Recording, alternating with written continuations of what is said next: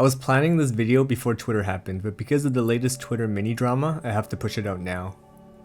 Today we're talking about inertia and why the current system needs to be fixed. Let's start by showing off inertia in other games. Pay attention to my character's movement and the keys I'm hitting. If you don't notice what I'm doing, I'll explain it right after. CSGO has the most inertia I've experienced in any game, but you can circumvent this with the counter-strafe mechanic. Valorant is similar to CSGO, but with much less inertia after you let go, and counter-strafing lets you stop just a little sooner. I can't be bothered to install 200 gigs of COD in Apex, so here's the next closest thing. Promon, the spiritual successor to COD 4 Promon, which has a very similar movement system to Apex because the Apex devs made COD 4. As you can see, the game has a lot of inertia, and counter-strafing doesn't help. The point where your character starts to change direction is approximately the same distance as when your character comes to a stop. Here are some milsim games. For games without crosshairs or misaligned crosshairs, I turned my monitor crosshair on. Squad, same as Promon, has inertia with no counter-strafing.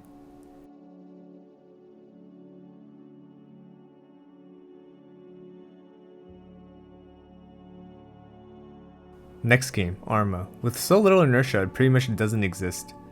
Arma can get away with this because of its slow strafe speed, and this is only possible because of its tiny character models.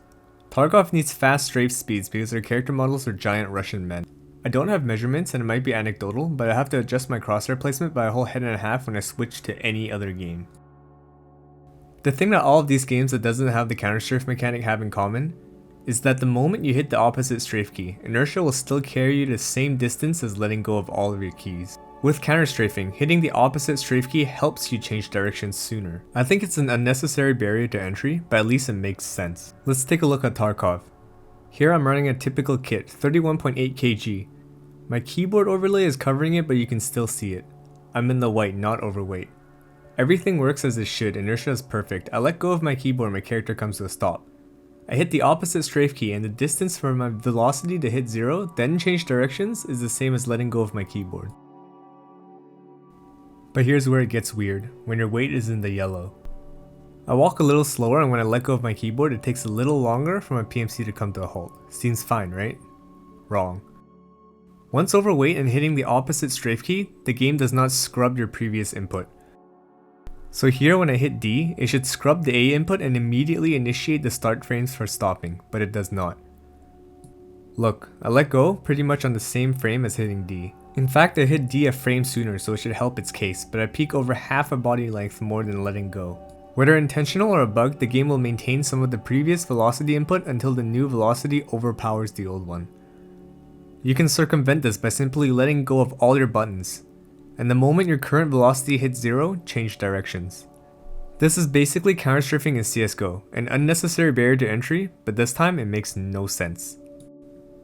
This is why inertia feels like ice skates, and a lot of people are complaining about it.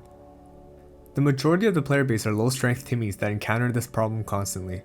Bringing out a crappy level 4 rig and an SKS with 1 or 2 megs already overweights them. It feels like input lag because from previous experiences, your brain's pattern recognition tells you that stop frames should take the same amount of distance as start frames. Or counter-strafing should help or at least feel the same as stopping. But it's the opposite in Tarkov, where hitting the opposite strafe key actually sends you further out. The difference in playstyles is probably why some creators have vastly different opinions than others. For example, player 1 is the player that plays slow and careful and often doesn't go into raid overweight. Player 2 tends to run around looting the entire map, causing him to be overweight during most of his raid time. Of course, any Tarkov player worth their salt has 51 strength and would drop their bags before a fight. But when getting caught by surprise, it's very likely that player 2's muscle memory won't allow him to completely let go of his controls before changing directions. So who do you think would encounter this issue more often? Player 1 or player 2?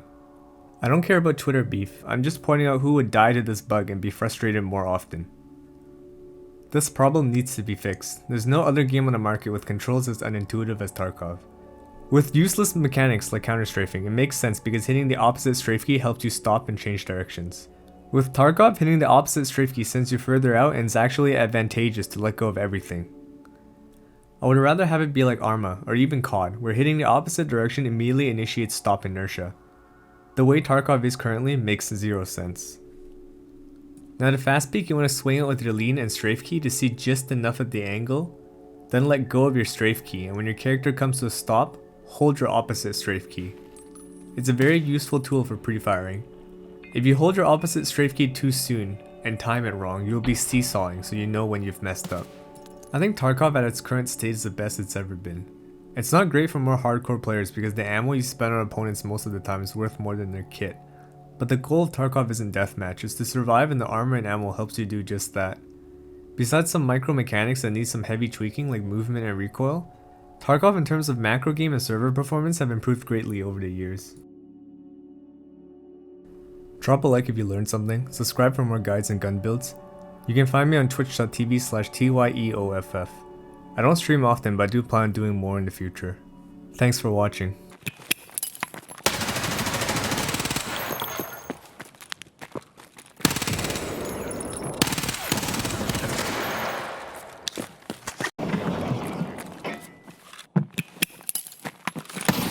Holy shit! Patrick, he's running.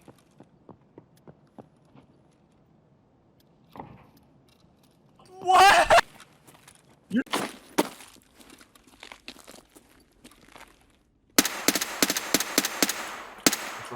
What am I shoot? What? This guy. What?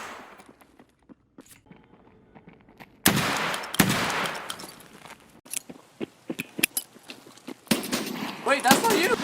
Oh, I get one. I get one.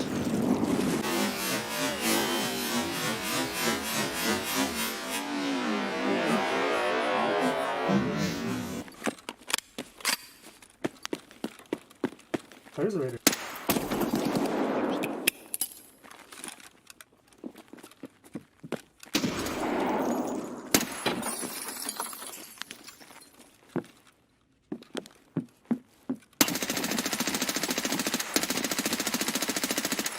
The server's desynced. He's invincible. I have to.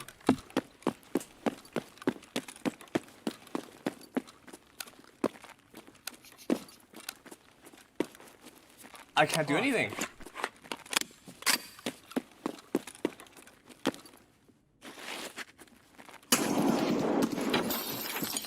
You keep a nice step back. Dude, what the fuck, Nikita? Are you on top of him? I'm about to. Which bush are you in? No, do you not see me? Looking across, I'm the guy crouch walking right now. I don't see you.